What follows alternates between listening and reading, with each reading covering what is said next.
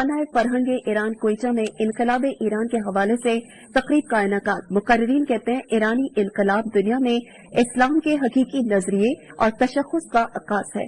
Abdul Ghani Kakar report کریں گے۔ انقلاب اسلامی جمہوریہ ایران کی 43ویں سالگرہ کی مناسبت سے خانہ فرہنگ ایران کوئٹہ میں ایک پروکار تقریب کا انعقاد کیا گیا، جس میں سیاسی اور مذہبی رہنماؤں سمیت زندگی کے دیگر مختلف شعبوں سے تعلق رکھنے والے افراد نے کثیر تعداد میں شرکت کی۔ تقریب سے خطاب کرتے ہوئے مقررین نے تمدن سازی اور ترقی کے عمل میں انسانی وسائل کے کردار کے موضوع پر روشنی ڈالی۔ تہران کی یونیورسٹی میں یا دیگر یونیورسٹیز کے اندر جہاں دینی علوم پڑھائے جاتے ہیں، اس کے مقابلے میں حوزہ علمیہ قم، مشہد اور اصفہان کے اندر جو دینی حوزات علمیہ ہے، وہاں دینی علوم کے ساتھ ساتھ دنیاوی علوم جو کہ یونیورسٹیز کے اندر رائج ہیں، وہ دینی درسگاہوں کے اندر بھی پڑھائے جاتے ہیں۔ مقررین کا کہنا تھا کہ انقلاب اسلامی جمہوریہ ایران نے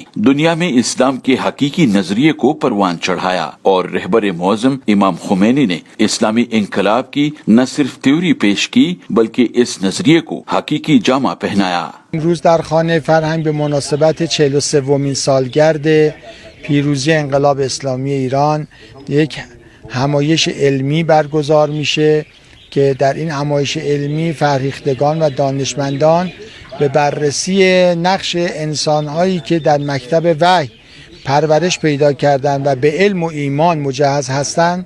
امام خمینی نے اس 21ویں صدی کے اندر یہ ثابت کر دیا کہ انبیاء علیہ السلام کی جو انقلاب کا طرز تھا، جو قرآن کا طرز تھا، اس پہ انسانی زندگی کی، دنیا اور دین کی دونوں کی تعمیر کی جا سکتی اور کامیاب تعمیر کی جا سکتی۔ تقریب میں مختلف شخصیات نے انقلاب اسلامی جمہوریہ ایران کے حوالے سے مقالے بھی پیش کیے اور انقلاب اسلامی کے مختلف پہلوؤں پر روشنی ڈالی۔